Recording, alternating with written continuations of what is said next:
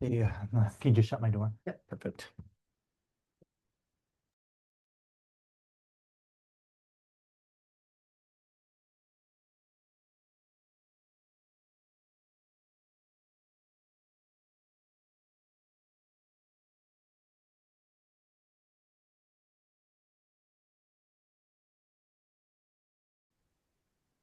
All set, Chelsea. Thank you. All right, good afternoon, everyone. I'm calling the Southborough School Committee special open meeting to order at 12:02 p.m. on Friday, January 30th, 2026. All committee members are present. And first order of business is review the roof options for Neary Elementary School. So I'll give that to Keith and Greg. All right, so just a thank you to Keith and Becky for getting the procurement documents out and moving through the process and having Socotech kind of conduct the work. So Keith will provide an update of where we are and what information we have. Excellent. So as I start here, I've promoted the Socotech team to join us. I do want to thank them for their work very quickly, right after the first of the year, and arguably over the holiday is when this kind of came to be. And I was in contact with James quite regularly as we rolled into the new year. And as soon as we possibly could, the Socotech team was on site, diving into the Neary roof, looking at the scope of work that they needed to accomplish to answer our questions. And they were able to satisfy the first step of the contract, which was to provide, their initial assessment and thoughts. And we've had a couple of meetings to review that, and they are ready to share their findings with the committee this afternoon. It's just afternoon. So I think I'm ready to go. James, are you going to be driving this? I will, Keith. Yes, thank you. Okay. And would you mind just introducing your team, James? Sure, absolutely. Hi, I'm Jim Russo with Socotech, one of the project principals. Andrew Barr is also a project principal. He's the registered professional engineer that will stamp the drawings as we evolve into the design process moving forward. And then Richard Gorham, he's also with Socotech, and he is a project manager working on this project with us. And Jim, were you expecting anyone else? I don't think so. I didn't think so either. Okay. I thought Zach might be Oh, joining. Zach is there. Should I Yeah. promote him? Yes. Yeah, do that. Thank you. I thought his name was Socotech. I wasn't quite certain. So I'm glad you said that. Yeah. I'll promote him now. Great, thank you. All right, Jim, the floor is yours. Okay, Keith, thank you. Welcome, everyone. Thank you for allowing us to present. So to kind of get right into it, so you have a pretty old roof up there, 30 years, 63,000 square feet in size, which is a good size roof on a few different levels. What's existing in place right now is what we call EPDM. It's basically the black rubber roof that is there. And that's the membrane, single ply membrane, it's generically termed. Below that are two layers of polyisosanurate insulation. Thickness is based on our value at the time of what the code was. And then below that is the structural roof deck, which is gypsum product. The insulation itself is adhered to the deck, attached to the deck with asphalt, hot asphalt back in the day. That's what they used to do. And then the second layer is also attached by insulation. And then the black EPDM membrane, the rubber membrane, is glued to the top layer of that insulation. So, what have we seen? We've seen a lot of deterioration there. The roof is failing. It's in failure mode. There's no denying that. The insulation, the seams there's about 8,000 linear feet of seams that have failed. So water has penetrated into that roof. Water has deteriorated the components below the roof, the insulation, and in many, many, many locations, the insulation has become unattached and has been displaced. About 22,000 square feet is occurring in several different locations. That's a third of your roof, essentially, in many locations. The risk there is now the roof itself is becoming unattached to the structure, and the membrane is fluttering in the when the high winds come, and the membrane is becoming unattached from the insulation as well. So there is a potential for a blow off. Not trying to scare anybody here in terms of life safety and things of that nature, but the membrane has aged and has become deteriorated. The tensile strength and the elongation properties have been very compromised. And what we're seeing is that that membrane, as it stretches out with the heat and thermal cycling, is now tearing and ripping in locations. We have a lot of photos. If you want to see those, we can pop them up at some point, maybe during the question and answer, whatever. Just ask, we have them. And of course, they'll all be put into the report, but it's in failure mode. So there's one area in particular over the gymnasium that is in very bad shape and it's fluttering, and that's a high risk. Sections have become unattached, and you can see the wood blocking in some locations underneath. And so, at a minimum, you really should think about getting dressing those areas sooner rather than later with a short-term fix, which would be some bars mechanically fastened through to pin it down, and then also simple sandbags. Put some sandbags, get some weight up there to hold that down in case you do get a really heavy wind, high wind situation, because the wind attacks the roof at the perimeters, and we've seen some sheet metal already fluttered and it become unattached. So it would just peel off like an onion, essentially, and you'd be exposed to the gyp deck. The gyp deck is probably compromised in some locations as well. And we've made some estimates relative to having to repair that.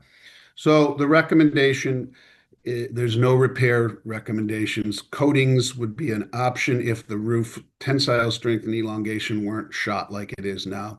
The coatings, it's hard to say if it would even attach. So we're not recommending any repairs, only the short-term repairs that I mentioned earlier, just to prevent the blow off. So the long-term repair is to remove everything down to the deck, the gypsum deck, expose the gypsum deck, repair the gypsum deck as needed with some gypsum repair products, and then put new insulation back in place. Big problem is ponding water. So every time it rains or the snow melts, the water sits on the roof. It wasn't designed to slope properly to the roof drains, which is now a code requirement, of course.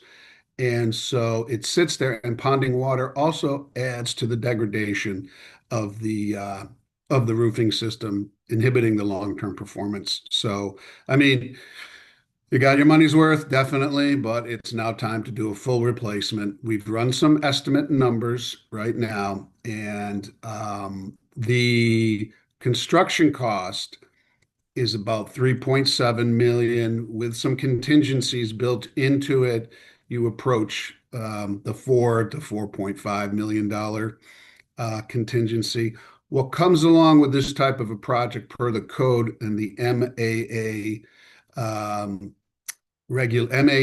regulations, Massachusetts Architectural Access Board regulations, is ADA requirements.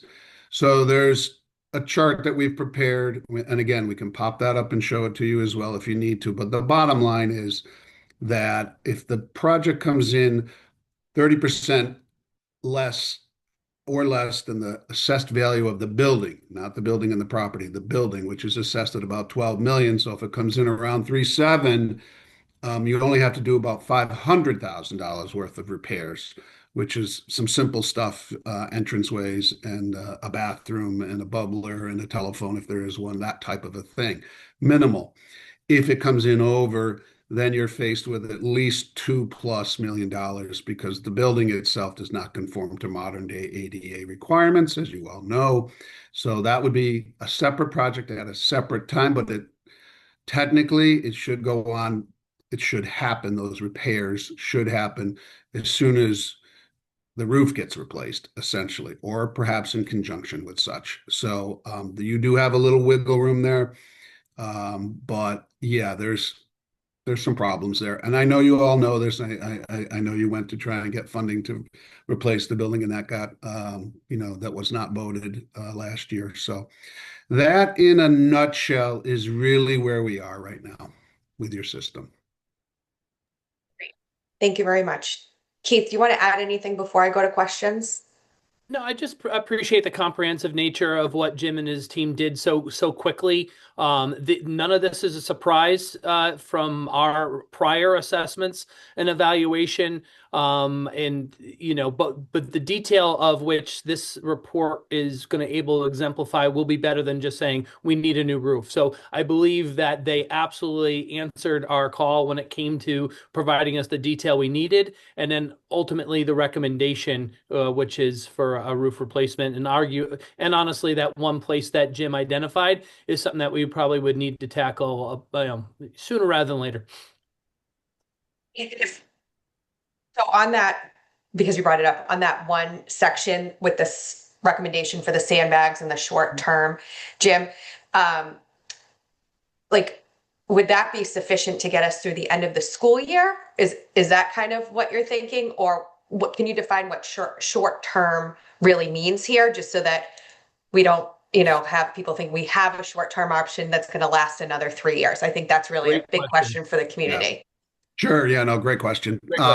It's a very short-term repair. You're going to metal bar, a polymer bar, basically with fasteners to hold down the displaced insulation in the membrane. That's really all you can do. But the moisture is trapped in the system. You're not taking it out. To make a horrible analogy, it's like cancer, right? You're not cutting out the bad. You have to do that ultimately. How long is it going to last? Through the summer, maybe, but Yeah, you it's still have really the meant to ponds of get you water. into the summer, is what it's meant to do. Yeah. Yeah.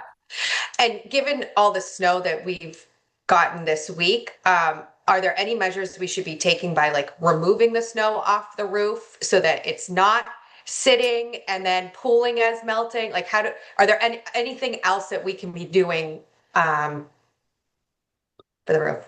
So the challenge there is it's the old membrane and there's splits and tears in it. You're going to get up there with guys and shovels, and I mean, you don't have a dangerous weight gain issue if that's what you're kind of thinking. Okay.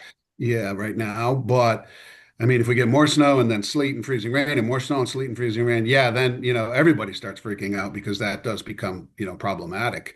Um, the Yeah, the most challenge, important thing, Jim, if I can cut in, is just sure, making sure that the drains are kept open. Because as Okay. long as the drains are open, it will drain. I mean, one of the mistakes people make when they say, "Oh, we got to shovel the roof off," is they put 10 guys up there with shovels, which actually weigh more than the snow did in the first place. Not to mention the Okay. fact that the shovels are, yeah, so it's not, I mean, the important thing would be keeping an eye on that roof where it's already started to go so that, I mean, right now you got the weight of some snow on it. It'd be tougher to blow off. But if you get up there and you see drifting all over the place and it's clearing that corner, getting some sandbags up there. The other thing sometimes roofers put is tires, old tires. If there's a bunch of tires sitting around the DPW or something like that, I mean, whatever, getting some things on the roof up there. Andy, That's the thing. it might be a good opportunity to show some photos at this point, just so you can get some. well, is the committee, do you want to look at some photos? I think that would be helpful. But Greg, did you want to respond to any of that? Yeah, so just one question. So right now the estimated repairs are about, or replacement of the roof and ADA compliance is about $6.5 million as an estimate. The assessed value of the building is about $12 million. Do you have any knowledge of any codes that we're going to trip in terms of energy codes and insulation that will be required as a result? And have you factored that into Yeah. kind of the cost of the roof? Yeah, Yes, you want yes. me to touch on that? Yeah, Yeah, Andy will explain the yeah. Mass State Building Code, but yeah, the energy code is definitely comes into play when you replace a roof. But we would be any roof replacement. It's nothing new from whether we replace the roof now. I mean, because of it needs to be replaced, or because of the exceeding any 30% or anything like that. Basically, what the code says is anything that when you replace a roof, it has to meet the current new code. So no matter what, you're going to get an R of 30 on that roof, either way. So even if we just replaced half the roof, and did it in some kind of a phase thing or whatever, no matter what, it has to meet the code. And that's the thing. So it's I mean the key here is just the you know that we're so close to triggering that ADA thing that it's something that no matter what needs to be figured into in some way or another. Thank you. Yeah. Roger, do you want to go or do you want to go to pictures first? I just have a quick question, which may then the pictures may help. But well, first a quick comment though. Jim, I know that you said as you were talking about the membrane blowing off that you didn't want to scare us. I want you to know that you did scare me, even though you weren't intending to. Okay. Sorry. Now, right now, so when you talk about the drains being kept clear, that's the question I wanted to ask. I mean, right now, people in the gym it's raining on their heads some days. Okay, is that just because roof is in such absolute disrepair? Okay, or something to do with the drains? I'm just curious if there was a connection there. It's usually not the drains, it's the Okay, membrane, the And that's where hole. the blow off is. Yeah. yeah, Yeah, that's where okay, the partial blow off is. So Yeah. I think actually the pictures would really help. all right. Um, I'm done. Thank you.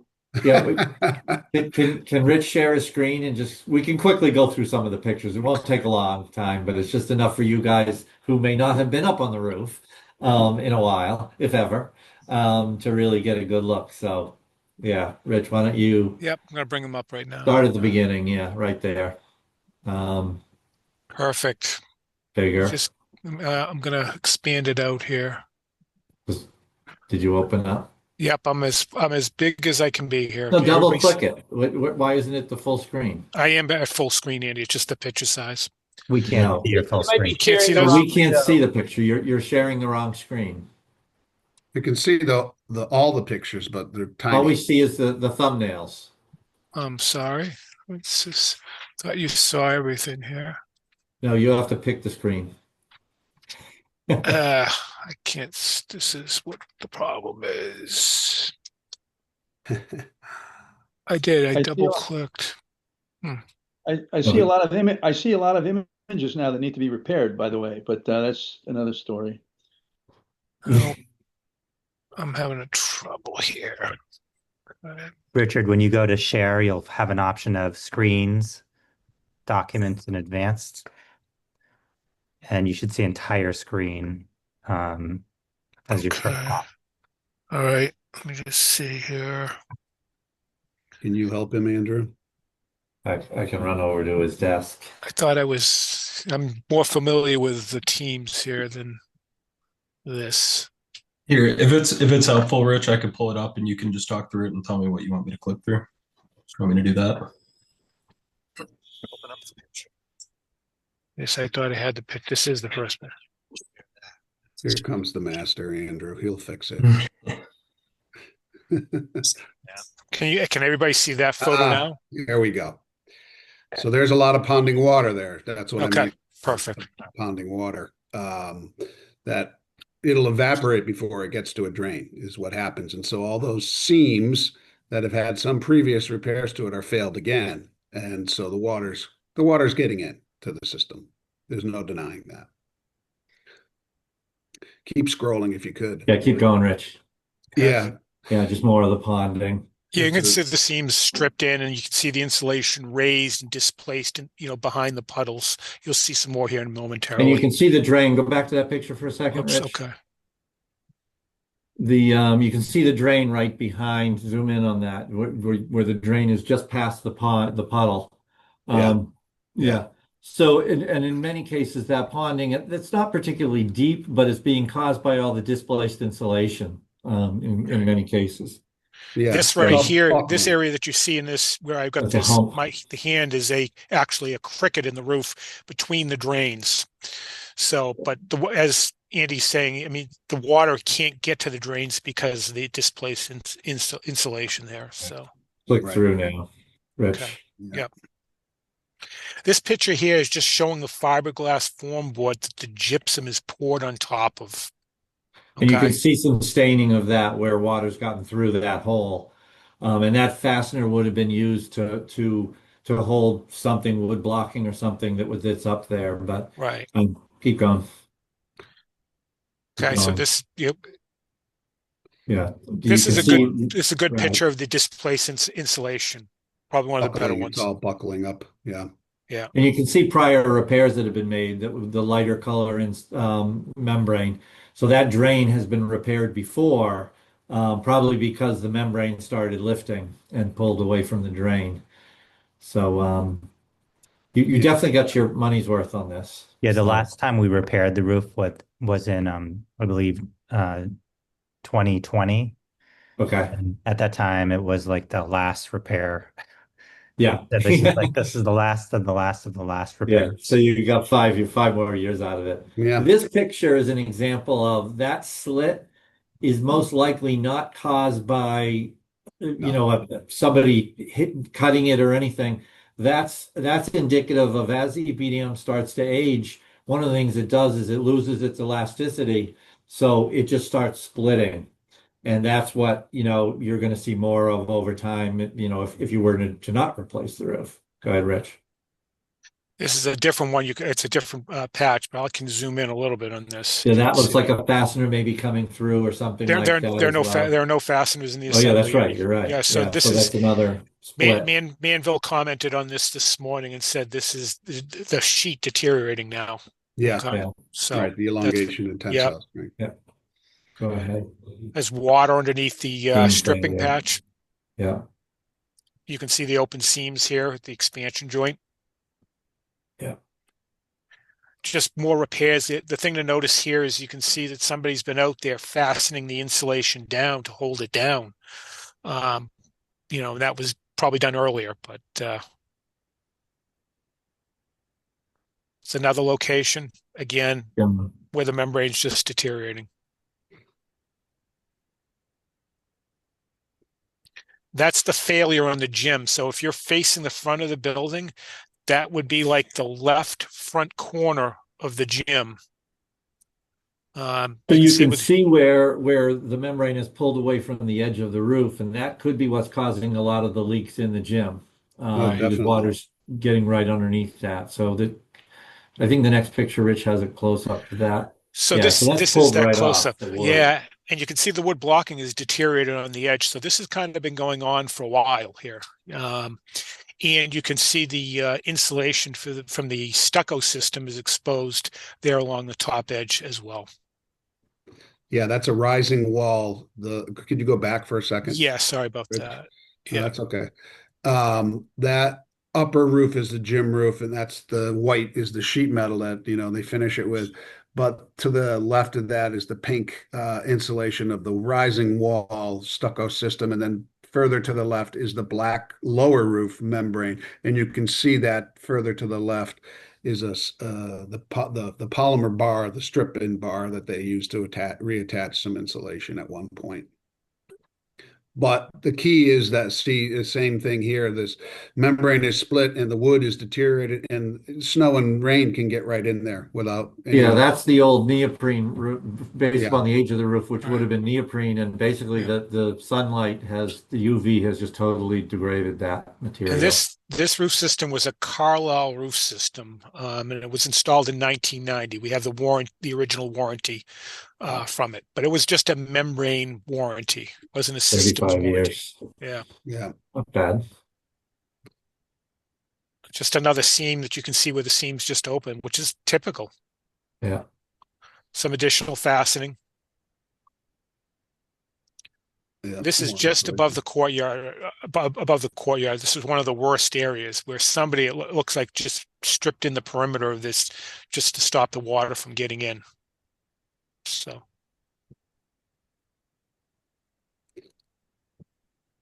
this area is along the back of the building. It's one of the biggest areas of ponding water, which just runs from one side of the building to the other.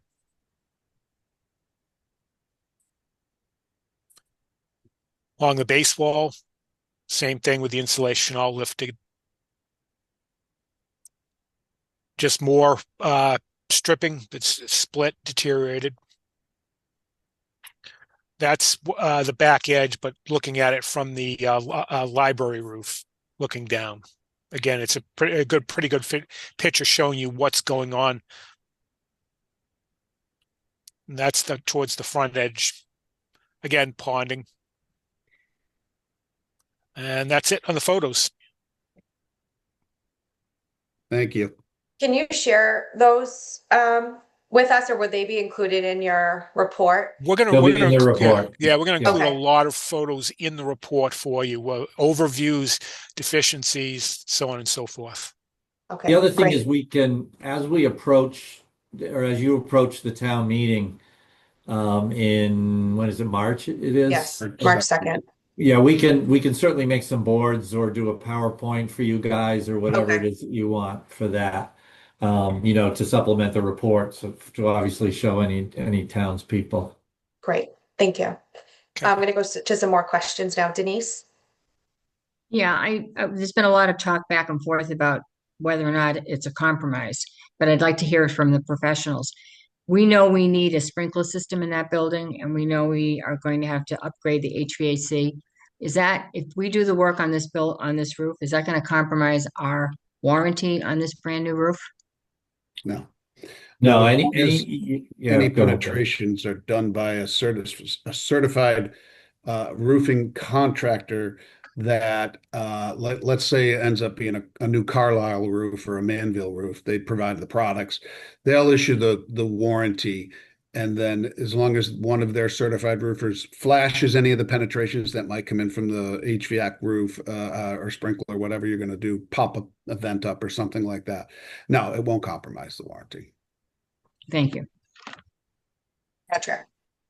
Real quick, and you may have said this, do you use a drone to get these pictures, or is somebody up there walking around on this, or how do you do No, that? those, yeah, both, yeah. We did have a Both. drone that did a IR scan, infrared survey, that measures how much water's in the roofing system. But we were up there a lot, walking around, Yeah. getting close-ups. Yeah. We take a lot of those photos. All those photos you just saw were photos we took while we were up on the roof recently before the snow.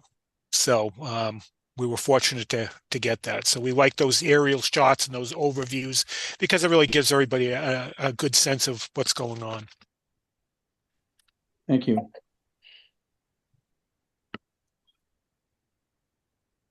Good. You want to go? Sure. So you had mentioned that about 1/3 of the roof is in, serious failure, or 1/3 of the roof. I think you had mentioned. I would imagine that that's not in like just areas where you could, we'll just focus on that part of the roof. It's probably All over. contained in across the 63,000 square Yeah. feet in odd It's- places, and Yeah. It's not just Yeah. in one section, it's Okay. everywhere. Yeah. Alan? I mean, based on sort of the data that you have, is there an estimate you can give in terms of, what the risk chances are that there would be a total failure in some part of the roof over, some given period of time, or is that pretty difficult to say without any sort of with any true kind of accuracy? It all depends upon weather, all sorts of things, I mean, there could be a significant storm, windstorm, let's say tomorrow, and it could and it could potentially increase the blow off area. So it's difficult to say, it's not something that there's so many variables, let me put it that way. Yeah, I mean, wind is the worst right now. And, if it's not weighted down, it's not attached properly to the structural deck, it's going to blow off at some point. We've seen it already in that major location over by the gym. So it's only a matter of time. How long? Hard to say, like Andy says, but there's so much displaced insulation. 1/3 of the roof is unattached to the deck. Think of it that way. 1/3 of the roof. What's holding it in place is at the perimeter, the sheet metal that's tacked off where the rubber's underneath it. That's what's holding it, and at the drains, because you get clamping rings and that type of thing. And then at any rooftop penetrations where it gets secured. But there's wide open sections of that roof that you just saw that there is no securement other than at the perimeters. Roger? The, do we know how much snow is sitting on that roof right now? And is it a 2 feet? Is it 6 inches? And because I know we're expecting a lot of wind on Sunday. That's the one thing we're going to get from this storm is high winds. Not that we can do anything about that. I'm just curious if the snow that's up there weighs the roof down a little bit, and there's something positive about the snow. I don't know. Yeah, there is. It's a little bit of both, Roger. Some of it is good because it is that weight that we kind of need in spots, and also it's still water and weight on the building as well. So there are inspections that are done as long as it's safe to do so, especially like Jim had mentioned, those drains. We want to make sure those drains are free and clear. We are getting some decent solar. Even though we're not getting temperatures that are high, that solar is helping with the reduction of that. So as Brian and his team are able, they are doing inspections of all the buildings, and none of them have anything that we're concerned about now. If we were to get 24 more inches of snow, then we would probably have to have a further conversation, which is something we did in 2015 when we had those consecutive storms, one right after another. We had a separate protocol that we had to follow, and that's something the team and I have reviewed with looking at storms that are potential. Can Thank so you. can Socotec give us a plan of where to put the sandbags? Like, I mean, it's obviously we have the gym roof, but like just to map out a plan and to me, that's like We can something mark we up can do. a We can do drawing. that rather quickly, Sure. as a kind of stopgap measure, and then think about obviously the gym roof separately. But Yeah, I think that's we something can our, do our that. crew could do quickly. Sure. Yep. We'll help Yeah, you with we can that. mark up a drawing and send it to Keith. Great. One of the current concerns that I have is we have obviously students and faculty and staff in the building, including our central office, and with ceiling tiles falling, right? Like that's obviously a large concern. Like we have children in the building. And I understand the concern with the roof blowing off, but what about the roof falling in? Is that a concern or no? No, not so much. Okay. The ceiling tiles, they'll absorb water. You'll see staining. You'll see dripping. I would get rid of those ceiling tiles as soon Don't as put you them can. back. Yeah. Yeah. And then you can replace them with something else or not. It's very unsightly, of course, if you don't. But the roof itself, no, it's not going to fall into the Okay. building.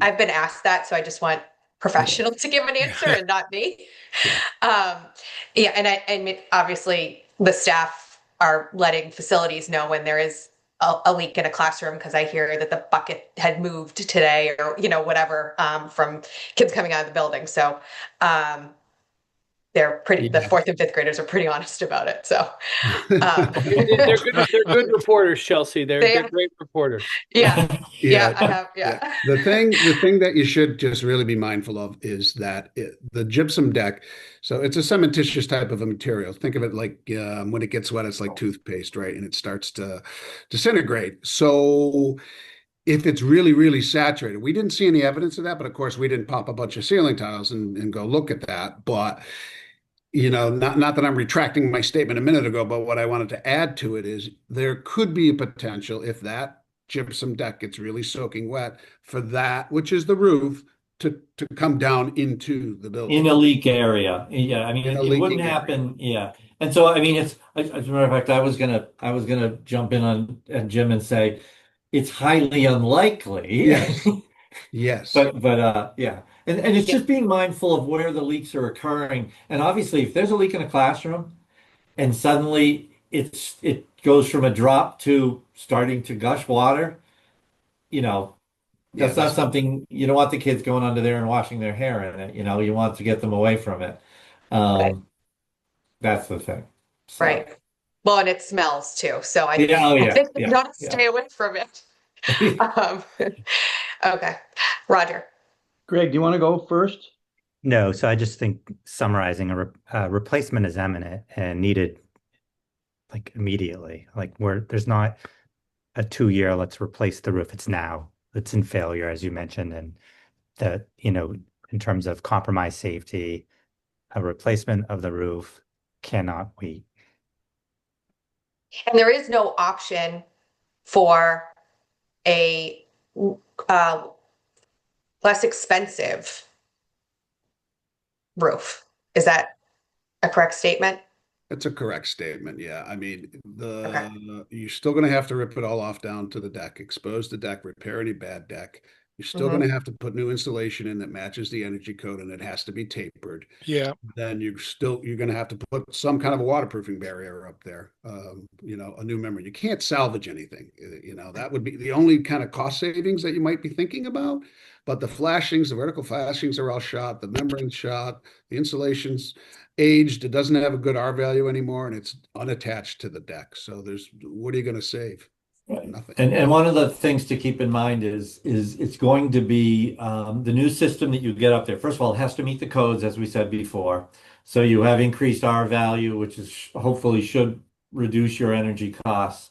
But you're going to get, in the past, the warranties were 20-year warranties. Now the warranties, in most cases, are 30-year warranties. And that's so for the next 30 years, anything happens on that roof, as long as you do the routine maintenance, which is pretty minimal, you're going to get, you get a leak, you call the manufacturer, and that's it. So, And I don't know if you're aware that as part of the March 2nd town meeting warrant, there are other articles on there, and one of them is related to renovating Neary. And then there's another piece that could be related to um, deferred maintenance repair, however you want to frame it. The school committee has been consistent since the failed vote in May on the new building that we want to renovate Neary. What I hear you saying, though, is that we need to put a roof on it ASAP. yes. And so my question to you is, how would we then handle a potential renovation that wouldn't start for another 2 to 3 years and integrate that with a new roof, and what risks exist with kind of doing two separate projects, one being a roof project and one being a full renovation? Let me ask, so when you're talking renovation, see, one of the things we brought to you, we mentioned was the accessibility Yes, things. I'm assuming the overall renovations that you're planning probably would be addressing a lot of those, or that's maybe the not. goal. Yeah. Well, Okay, good. Okay. so from a school committee perspective, yes. Okay. Okay. Okay. ADA, all, fire code, Yeah. energy, Right. Programming changes and everything. all of that. Yeah. Yeah, Okay. to put it simply, the normal kind of course of a renovation project for a commercial building or even your house, if you think about it, you replace the bad roof first because you don't want all the Stabilize the renovations that, building. yeah, Yeah. you want it watertight, you want it weather tight.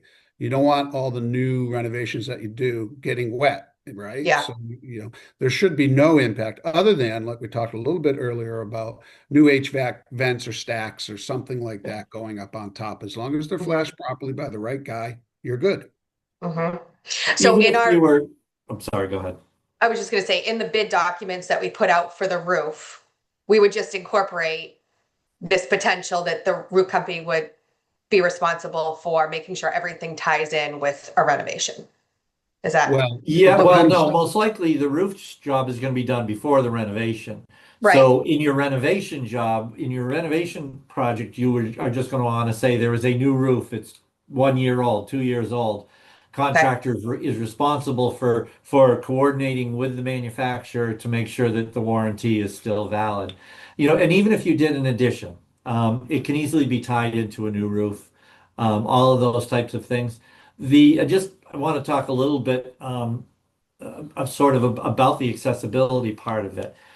If your plan, let's say that everything sort of goes through with town meeting, that we're going to do the roof, as quickly as we can, maybe hopefully this summer, and then we're going to do this renovation project, which requires a little bit longer as far as from a bonding standpoint or whatever. If the way that the MAAB is, the accessibility board, it's if you're making the effort at this point in time, even though you're exceeding that 30% right now, if you already have in the design stage, because it takes time to design that stuff, Yeah. you're gonna, if someone were to blow the whistle, so to speak, or whatever, that hey, we got this, you're doing it. You're getting a project going, which you'll be able to demonstrate will be so that, you know, 2.5 million that we've mentioned to you as part of the accessibility, that's going to be part of your overall project, which makes sense to do it that way.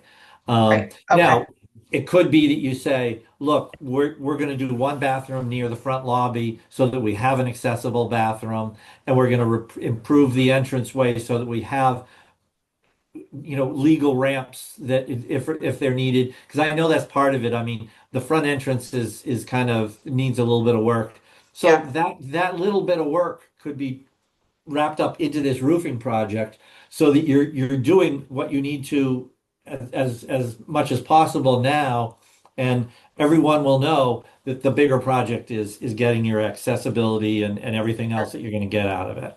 So I think the challenge is going to be this as part of the special town meeting, it's feasibility money for schematic design as well. Yeah. And then, so assuming that that passes and there's other options on there too, we still have to go back to town meeting for the full on project. Right. Yeah. Right. So it's making sure that we're careful in how we word the article related to the roof. Yes. Okay. Correct. Thank you. Yeah. Roger? I'd just like to make a sort of a comment related to the current situation, and it's about the ceiling tiles. I can't speak. I'm pleased to hear that the professionals don't feel there's, you know, at least much chance that the roof would fall on folks right now. But I can comment on ceiling tiles. Sadly, from personal experience in my office, if water gets on those tiles, they can get heavy enough so they can fall just because of the leak that caused the water to go onto the tiles. Now, I guess looking for either agreement or disagreement that that's a fact, okay, from the professionals.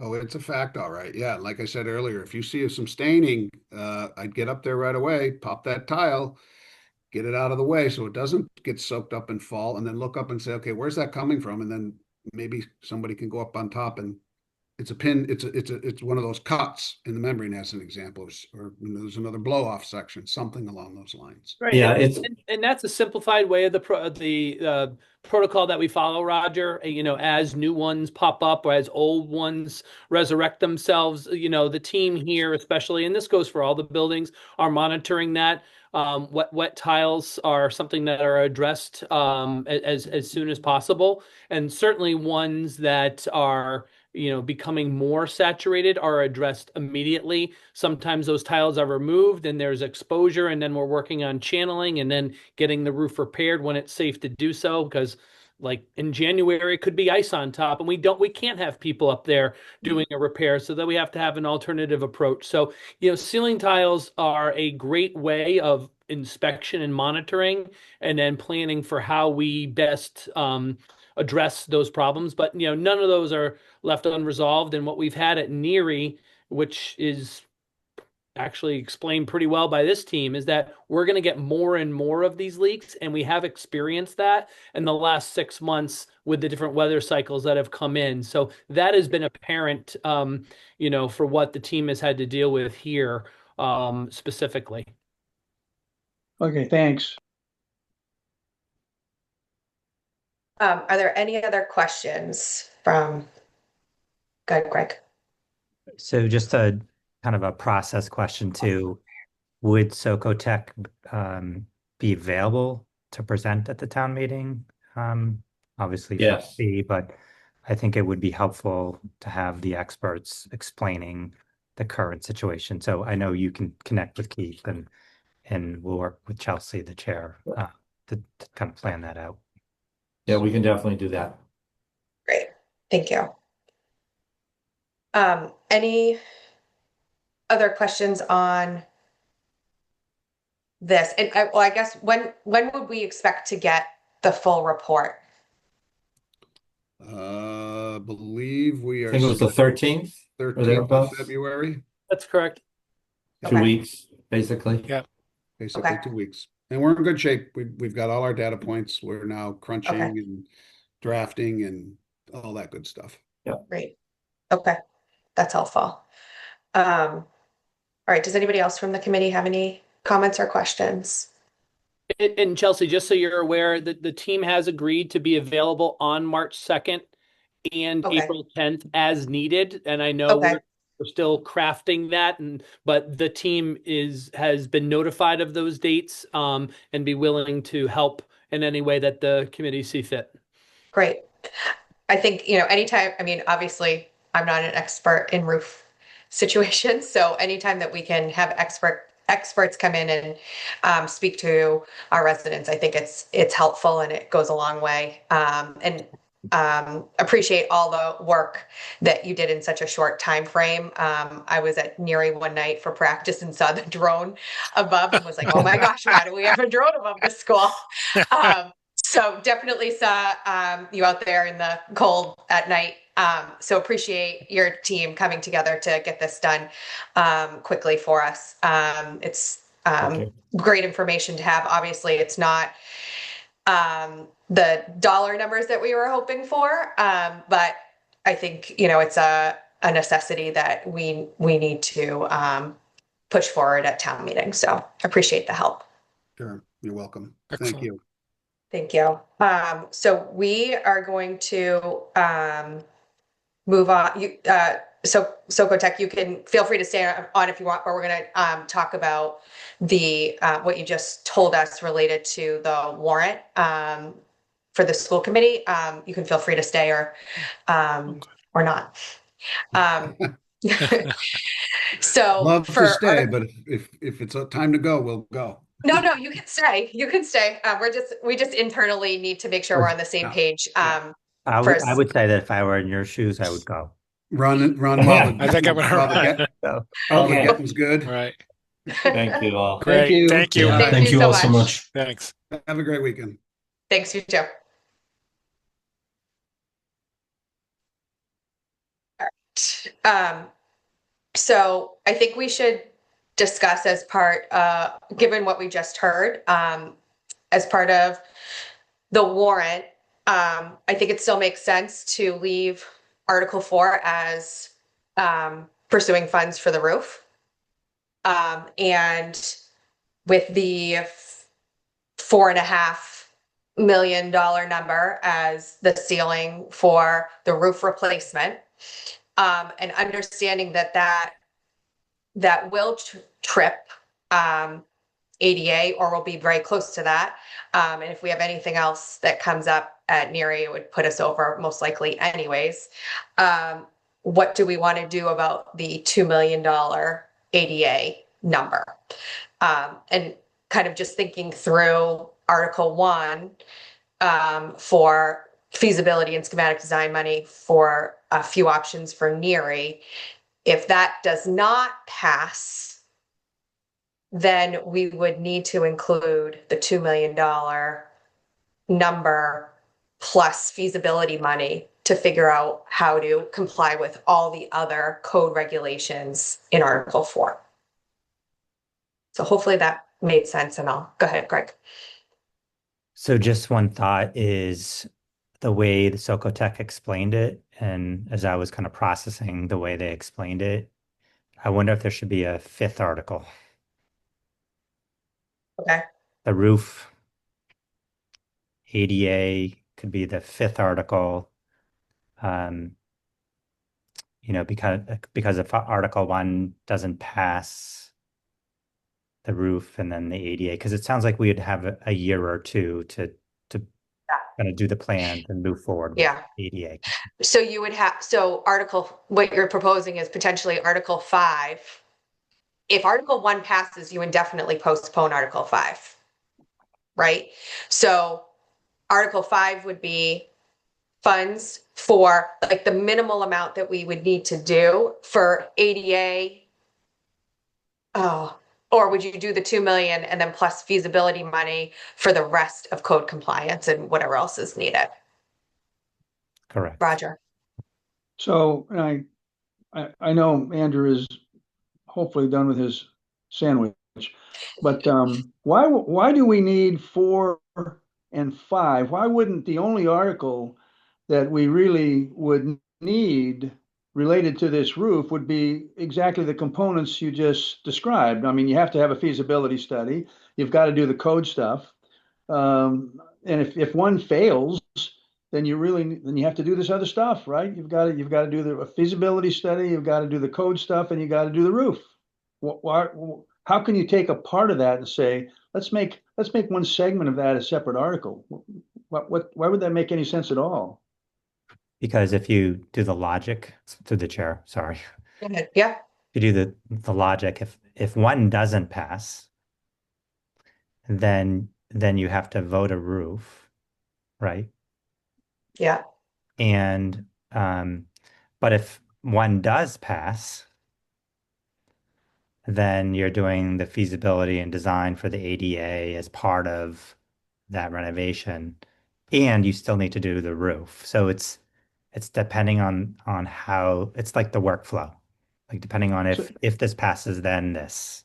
If this doesn't pass, then this. So through the chair, so we're saying that you can pass one somehow or other and not end up with a roof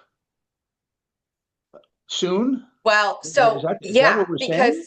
because you could, so let's say one passes and 4 doesn't, then Article 1 is going to have to include the roof as part of the feasibility and schematic design, but that means it's not happening this summer. So one can pass and there could be no roof this summer. This is an impossible situation to actually even suggest could occur. You've got to do the roof. We need the roof to pass. Right. Bottom line. You got to have like the we roof. don't have a choice here. So we need to make and this is part of our public outreach. We need to figure out how to get people in the know that we do not have a choice in this moving forward. I have a hard time believing that people won't understand this, but I'm still I just stuck think they on need this. to be aware, Roger. No, I agree. I absolutely agree. So the feasibility for the roof. Well, that would be included in one. So no, so we already, so the 85,000 we took out of the revolving account is the feasibility money for the roof. Okay, done. Okay. Right. So they'll like, we've done that part already. But my point is, if Article 1 passes and Article 4 doesn't, then the construction part of the roof will not come until after we vote Article 1 as a full-on project in another 9 months, whatever. So for the code requirements, other than the specific roof itself, there needs to be feasibility for those also, correct? Yes. All right. So which is why I think as part. Okay. So yeah, which is why I think either with the roof, or I understand Greg's point that it's confusing if we end up modifying Article 4 to take out the feasibility, but I think the risk there is that if Article 1 fails and Article 4 passes, I don't want people to think it's this $4.5 million roof and we're walking away from it. Like that's not an option. We're going to trip all these requirements, and if Article 1 doesn't pass, and even if 2 and 3 pass, there's no feasibility money in there for NERI to see what would need to be done in addition to the roof. And if we have no intent, of fixing it, then we're going to get in trouble with the MAAB. Denise. I have to agree. I mean, I think we're in a very difficult position, but I don't think we can wait. I mean, I think we can't wait for feasibility on Article 1, because every day after listening to that presentation, I'm more frightened than I was before we started this discussion about what could possibly happen. And we have kids in that building. I mean, we have to figure it out and try to get this to pass. Now, I'm more comfortable now about the renovation in NERI coming after the roof, after their explanation. But what I am really scared about is waiting a long period of time to get this thing done. I don't think we have a choice. Just my opinion. Yeah, I agree. Greg? Yeah, so I think, and this is a select board's purview, but order of operations, it's the order of the articles probably is really important Hmm. from articles that need to pass, and like the roof being first, potentially. Yeah, right. So that, but that, so you don't want to include feasibility money with the roof, because then you'd have to amend the other article. Roger? So I'm back to feeling that I shouldn't have disagreed with Greg's idea for a fifth article. And again, this is not our purview, I as know. we understand.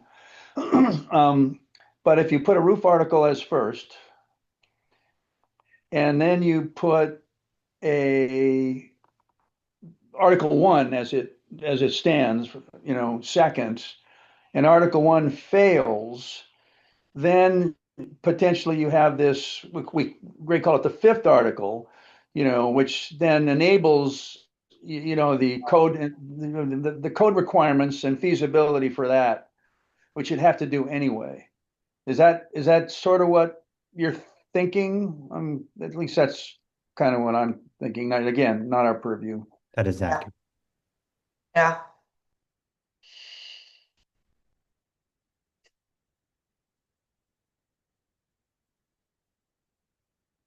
I mean, I think it's within our bounds to request that select board talk about um, doing doing that. I mean, I think um, Andrew, I'll go to you in a second. I think, Andrew's here listening to this. Obviously, um, we can share the information with select board and once we have the final report. But select board's talking about this on Tuesday, which we also posted for. But I just kind of wanted to get at least our thoughts and initial reactions after the presentation. Andrew?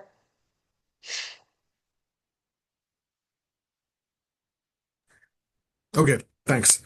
So I've been listening to the discussion, and just one thing, hopefully, that reassures you is, I mean, there's unanimous support on the select board for fixing the roof. I thought that was a very strong presentation that the consultant made. I feel people will get it. Um, the order of the articles, we have gone back and forth on this over several meetings, but um, I think the intent here, and I've already started to have some discussions about how the flow of the meeting would have, is to really, have an opening presentation that really touches on all of these different articles and just explains that, we have a problem with the building. And really say right up front, the urgent need is the roof. We absolutely have to do the roof. But anytime you're in this situation where you have a really old building and it's in a failure mode, it does make sense to start to talk about a comprehensive um, renovation of the building at the same time as you're talking about just doing the bare minimum. So, and just kind of lay that foundation. And basically, I feel like you'll get, strong support for the repair of the roof. I mean, based on the numbers I did, right, that does sound like that triggers ADA.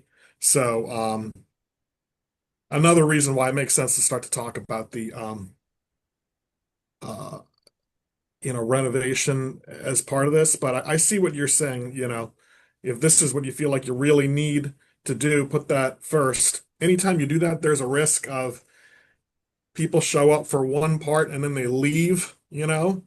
But hopefully in this situation, I feel like people would be committed, interested enough in this issue that they will stay for the whole later discussion about renovation options. It's all under the same category. Greg? I mean, what you don't want, and just thinking this through, is Article 1 comes up, it's moved, we're talking about the roof, and then people get up and they start asking all sorts of questions about the big picture. You know what I mean? Like we're going to try to have Yeah. as much as we can. Hopefully we'll be able to arrange this so that, people who are raising questions aren't, ruled out of order. Hey, wait, that has to do with Article 3, not Article 1. Just kind of let people talk about the whole situation, and then we'll, take the votes on what options people want to fund. Greg? So, Andrew, I'm not sure if it'd be helpful if Socotech did a presentation for the select board, different audience, different people listening to those meetings. Yeah, I'm I not can sure, bring to Keith, if they'd be willing to, the report. you know, Just send it to me ASAP, and we'll get it out as soon as possible, too. But maybe it makes sense to just see if they're available on Tuesday night as well. 20-minute presentation, like just hit the Yeah. highlights. Roger? Through the chair, Andrew, there was some, maybe, I want to say conversation, maybe just rumor, that, that what's currently Article 2 and 3 might be pulled, or is that really no truth to that, at least possibility? No, I think there's going to, here's the context to that. We had our budget summit last Saturday.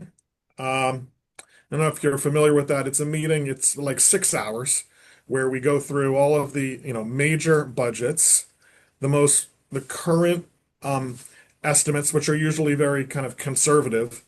And one of the, basic things we're looking for is, do we have excess levy capacity? Is there going to be a override, right? And the bottom line from that is the plan, we have healthy free cash. I want to say like 3.5 to 3.7 million dollars. And because each of these articles of an amount which is kind of arguably too small to bond, our plan kind of heading into this would be, let's say all of these were funded from free cash, what position would we be in? And it's clear that if all of these were funded from free cash, we'd definitely be looking at an override unless there were, more substantial reductions elsewhere. But we do have, I think, a realistic plan for if, for example, Article 1 passed, which is the most modest of those from free cash, and Article 2 and 3 didn't, that we wouldn't need to have an override. So here's the issue, Roger, that's going to basically, is there some truth to that? Yes, there is. We're just going to talk about it. I'm feeling there's going to be different views on the select board. The two views are, one, we know we can't afford Article 2 and 3, so don't even put them on the warrant. And the other view is, for the last 4 months, we've been telling people, particularly kind of, who opposed the first project, we're going to give you options that to take away those options this late in the game could create kind of a backlash, right? I Another understand. way you could tweak that is you offer Article 2 and 3, but you bond them. And the consequence of that would be a 2/3 vote would be required for them. And then we'd also need to redo the numbers and see how the budget plays out if you were to do that. All right, well, thank you for that. I'm Chelsea, sorry because this is making it even more complicated, no, but no, no, no, no. And your comment about different views on the select board, I can't imagine there ever be different views on the select board. But Chelsea, I have to leave. I really apologize. I had a sort of a hard stop, and so Yep. sorry about that very much. No, that's okay. Right. Yeah. So, All right. We still have a quorum. Good, Greg. Chelsea, so is it fair to say, Andrew, that the school committee will have a direction of the select board after Tuesday's meeting on which articles it will include or not include? yes, yes. Now, although Greg, you're talk about the Article 5, I had not thought about that. I mean, one of my immediate reactions was, I mean, the number which you just heard there of 2.5 for ADA, I mean, those folks are really a roofing contractor. I don't know if you really need to have another person give you a number for what the ADA, would be. And then also, you could, I don't know whether this is a good or a bad idea, but we will have an annual town meeting 5 weeks after this special. So if a scenario happened where, we just passed Article 1 failed, the roof passed, and we knew that because of that, we should be doing ADA work, you could have a separate ADA improvements article at the annual, and it'd be very clear to explain. Based on the votes you So, took last time, we have to do this. yeah, but Andrew, I think I don't want people to say, okay, the roof's 4.5, we're done.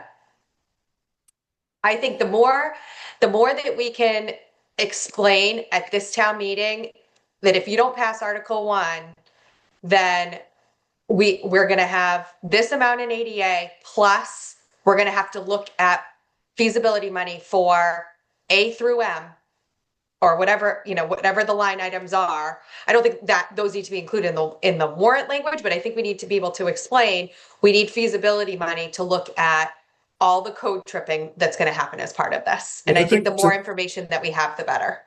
So then, just so we can have the most productive discussion on Tuesday, Yeah. a helpful thing you could do is if someone from the school committee or the school department, just put together some draft language for this concept of the Article Sure.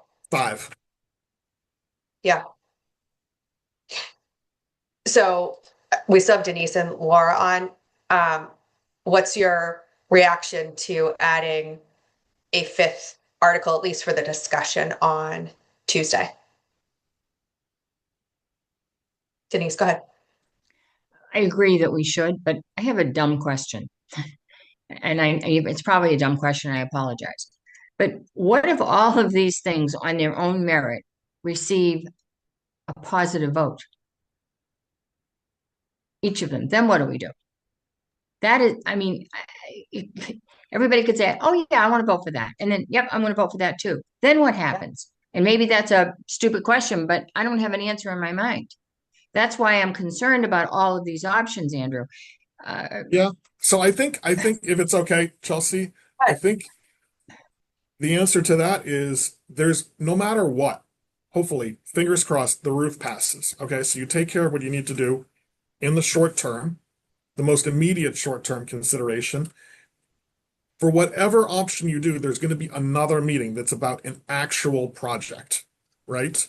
So if all these passed, one, we there would be a lot of money spent studying lots of different options, right? If you wanted to, you could study six, and then have even more choices, right? But I think we've narrowed it down to 3, and then you'd have a debate, and it would be kind of complicated. You'd say, look, the folks who said we don't need a new 4th-grade Neary school because you can just move 5th grade to Trotter and move another grade to another school. Here's how much it would cost to do that. This is a fully studied plan. Here's how much it would cost to renovate Neary. And here's how much it would cost to have add 2 grades to Finn. You can only pick one. At that point, at the next meeting, you can only point one, right? And part of this is a response that at the special town meeting in May 2025, there was only one option presented, and there was a lot of people that kind of said, I wish I had some more options to consider. And I don't think they appreciated that the building committee had already done a lot of work to flesh that out. So, that's the best I can answer it to you. You can spend more money to study as many options, but ultimately at the next meeting, the big meeting on what project to fund, you can only choose one. But we also have to keep in mind, it is the school committee's responsibility to make that decision. The town can be made aware of all of these options, like we were made on the building committee. We went from 12 down to 1. But ultimately, even as a building committee, it had to be presented to the school committee to make the ultimate choice because they have the autonomy Yep. to make the right decision in their minds for the town. Understood. Keith? Thanks, Chelsea. So, Andrew, just one thing I wanted you to be aware of. Socotec did have a separate ADA consultant review the building. Okay. They came in and looked at all the prior documentation, right. and that will be part of the report that they provide. So it will be included in that. Okay, I take that back then. No worries. I'm happy to clarify. That was very far-sighted that you thought of that. So, well, we knew it was coming, so we figured we'd get ahead. All right. So, is everyone, Laura and Denise, are you okay with myself and Greg or whoever he assigns working on potential language just for discussion on Tuesday? I think it's a good idea, Chelsea, because I think the two things go hand in hand. We're going to trip the code. So to put it Yeah. aside, and then people are going to say, well, you didn't tell us about this. You didn't Right. tell us about that number. Now we're looking at another $2 million. I believe they go hand in hand as Right. opposed to separate. Right.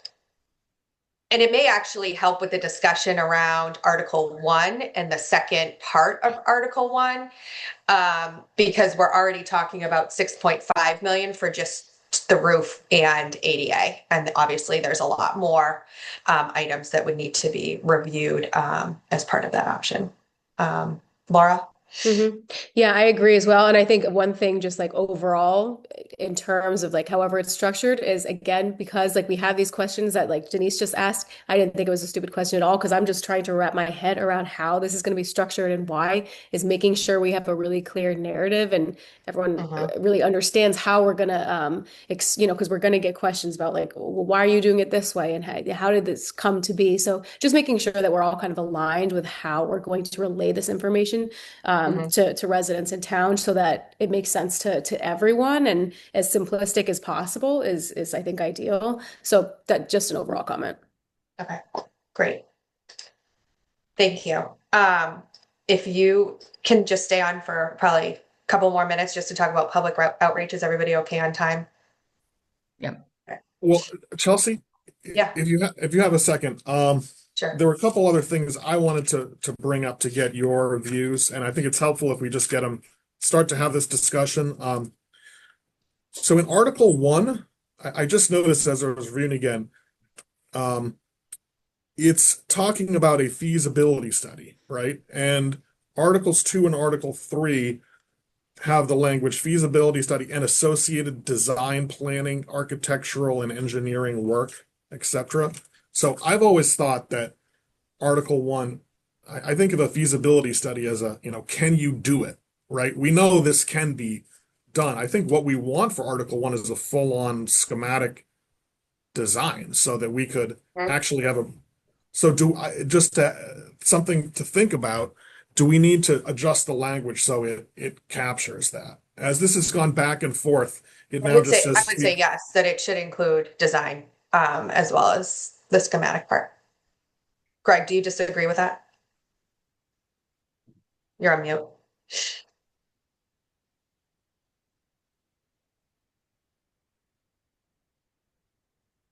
He's trying Yes, to unmute. because a lot of the work has been done as a result of the 900,000 spent on the Neary building project. So a lot of the work has been done. What we need to get to is schematic design and the details of it, of what a renovation would look like.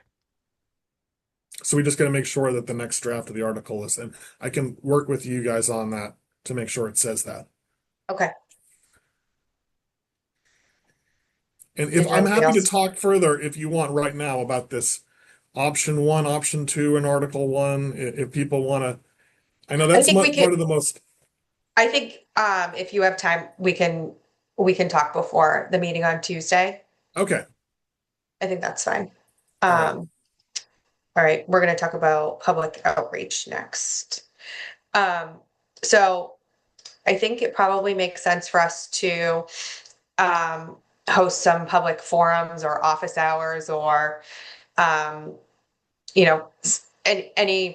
of the above on Zoom and in person just to get it out there once the warrant language is ready after Tuesday's meeting or hopefully close to final. So just wanted to know your thoughts on that or if there were any other ideas that we had for public outreach.